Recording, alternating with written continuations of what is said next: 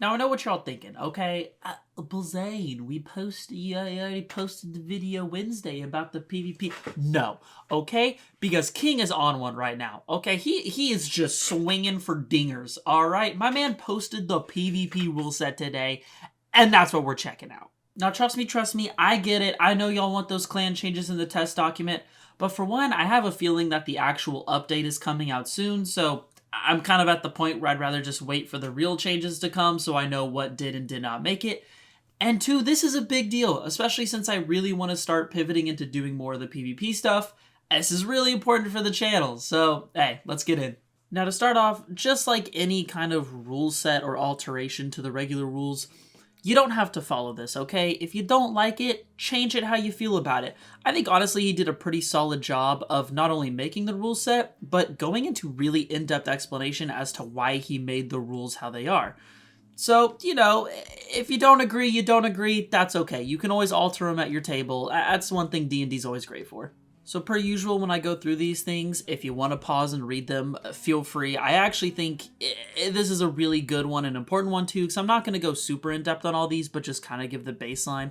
And this is the section of him explaining himself as to why he did what he did, why he set the rules how they are, what he found was important, and to give the bullet points right, for most PvP in Naruto 5e, your main issues that you run into are damage is really high, one-turn kills are pretty common, bonuses can shift the scales very violently. Things like getting more actions, getting higher ACs, stunning people, things of that nature. You have different bonuses. Action reaction impairment is game breaking. If you can take away someone's action reaction, it's just absolutely absurd. Save DC stacking can get out of hand. With the right combination of jutsus, you can literally have an impossible save where it's like 30 something to save and the other person just literally can't hit it. So what are you going to do? Features jutsus and builds that are generally designed to fight adversaries, which tend to have higher health pool or damage output. Again, basically kind of referring to it just not being scaled correctly for PvP, because that's just not what the game was initially intended for. And then it can create a toxic environment of tryhards and sore losers. And he basically talks about how if you have PvP, especially if it's in the middle of a campaign, you're usually going to run into the issue of one player's character is going to be a lot more optimized for combat, and the other person's character is going to be a lot more optimized for roleplay and just whatever they found was fun. Not to say that either of those options are bad, because, again, the game's made to have fun, so the player's going to do whatever they want to do, but it makes PvP really rough, because one player's probably just going to win, and that's going to be the more optimized player. I mean, that's just logic, right? Like, that's just how numbers work. So let's roll through these kind of blocks and paragraphs real quick for you, which are basically the bullet points summed up or kind of, you know, exasperated on, talking about a little in more in depth. What's fair to you and fair to me. Basically talk about how, you know, there's going to be tons of arguments one way or the other. Get over it, honestly. Action economy and you. Again, talk about how bonus action and actions, whether gaining or removing, is just absurd. It's so powerful, especially in PvP. I'm like really, really fast.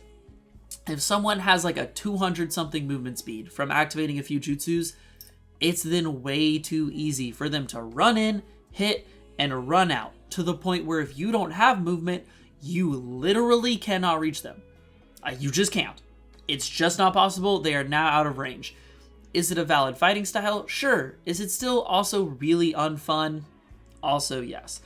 You thought you could hit me? Talking about AC being a problem of, you know, getting up to 28 AC, someone swinging to hit with a +6 and just literally can't hit you without a crit. Super unfun.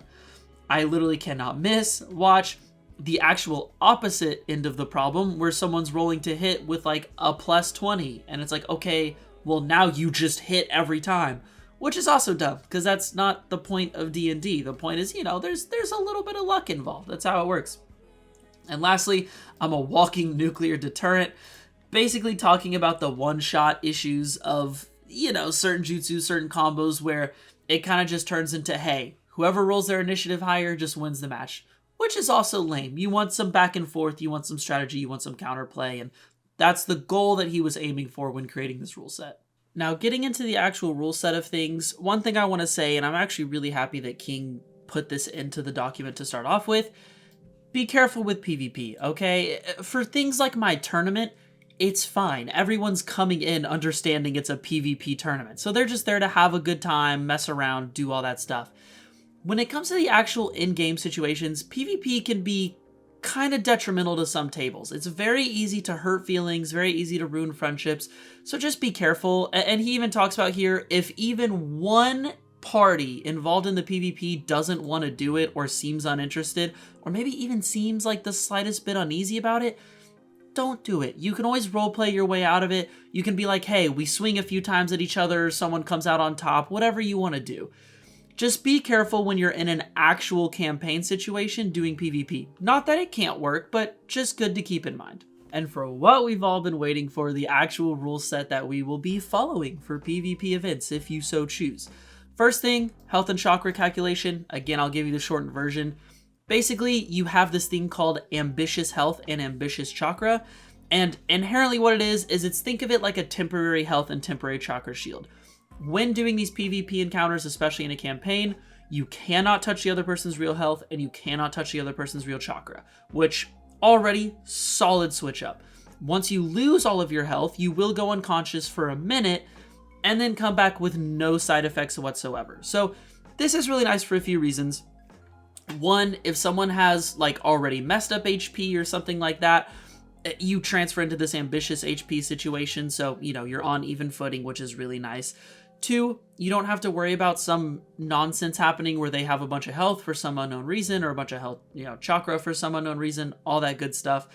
And lastly, there's no negatives, right? There's no downsides. You're not really losing HP, you're not really losing chakra, so it helps a little bit. And as you can see, they talk about you don't lose your bonuses, right? Like if you took a durable feat, if you're a Senju, you're still going to gain those bonuses, so don't worry about missing out on any of those things.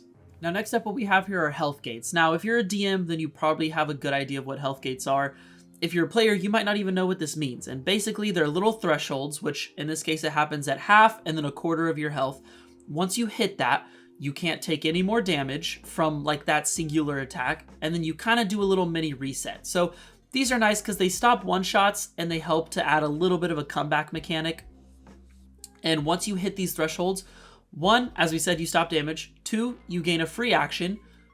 But it's important to note that this free action cannot deal damage or inflict conditions and can only target yourself. So it's kind of like a cool little anime moment, right? Where like the character's getting beaten down and it looks like they're losing, and all of a sudden they have some cool speech, some cool moment, and they amp themselves up real quick. You get that, which is always fun. It's a hype moment. Also, you get to cleanse yourself of 1 rank of all conditions affecting you at that time, which is nice. That's awesome, right? If someone's applying a little bit of burn here and there, or a little bit of chilled or envenomed or whatever effect you have on you, you get a free cleanse of it, which is nice. Not completely, right? If that's their game plan, then it'd be a little unfair to completely cure you of it, but it lessens the blow a little bit more. So nice little comeback mechanic and nice little way of stopping just nuke characters from winning. Now for action limitations, as we said, a bunch of extra actions and a bunch of extra bonus actions are just broken. Super strong. Well, guess what? You can't do that. All right, you get either 1 additional action or 1 additional bonus action on your turn. No more than that. You can't have 1 of both. You can't have 2 actions, whatever. You can have 1 extra action or 1 extra bonus action. That is it. Simple and sweet. Now, as for some other limitations, we got buff limitations, okay? And this one, similarly to the other stuff, they just don't want you stacking a bunch of stuff, okay? Basically, you can't have multiple more than 1 turn lasting jutsus that amp you. It also says, kind of an easier way to understand it, in short, you can only gain the benefit of 1 buff to a statistic at a time. So you can't have a minute-long AC buff and a minute-long strength buff and a minute-long speed buff and blah, blah, blah, blah, blah, okay? Now you can use like reactive stuff, okay? So you can have a minute-long jutsu that ups your AC and then also use substitution jutsu as a reaction. That's fine, because that's not like an everlasting AC buff. That's just a spur of the moment AC buff that goes away near instantly. So keep in mind when building characters that you might be PvP thinking, that's a limitation you now have. And as for our second to last limitation here, we got condition limitations. And it's probably what you would imagine. Players cannot be stunned, paralyzed, or have their actions taken away. It just feels bad, right? If you're on the receiving end of that and you can't use an action, that sucks. It is not fun. It is not an enjoyable experience. So they're just not allowing that altogether.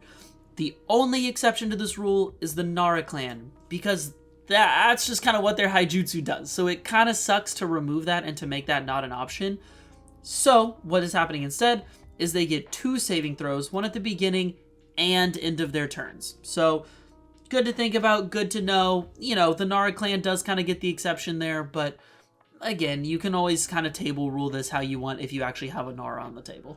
For our last limitation here, we have damage limitations. And basically, this is just stopping people from optimizing their damage where they're doing 35d8 to a single person in one turn and nuking them, right? They want to avoid that. So as it says, you can only gain the benefit of no more than 1 bonus damage dice resource from a class, clan, or feat. And it kind of gives the example too of like using something like sneak attack. You can't then also get flame coat damage. So whenever you're trying to craft your PvP jutsus and your PvP damage, don't forget that you only get 1 set of bonus damage dice. So you can still optimize that and still make sure you're getting the most out of it, but you're not going to be doing 3d8 from this thing and 2d8 from this thing and 4d6 from this thing and 64 from this thing, right? You're going to have to be very particular about what bonuses you're taking because it's going to lock you out from other ones. Now, this last thing, ambitious wills, is something that doesn't really apply to at least the games that you'll see on this channel because we don't really use Will of Fire. But if you do, this applies directly to you. And basically what it is it gives you 3 of these ambitious will tokens or resources that you can use. They act very similar to Will of Fire. You can use them to do any of these things here, except you can't gain any more, and once you use them, they're gone. That's pretty much it. So if your table uses Will of Fire and really likes it, for PvP encounters, they don't use their Will of Fire, which is good because if a player has them stacked up, 1, that's kind of lame, but 2, they don't have to waste them in the situation, and instead you get your 3 ambitious wills. But anyway, there you have it. Hey, there is the version 1 of the Naruto 5e official PvP rule set. I'm super pumped. It's going to be nice to have some guidelines that I can actually follow instead of creating these like arbitrary rules to try to make it as balanced as possible. And honestly, I would really love to run some kind of event to test this out. If that's something y'all are interested in, let me know down in the comments because, hey, if y'all want to see it, I'm always down to create it. But nonetheless, I hope y'all enjoyed. If you could, drop a sub down below. It means a lot, helps grow the channel. And hey, it costs you nothing. But anyway, I hope you guys enjoyed this, and I'll see you on the next one. Peace out.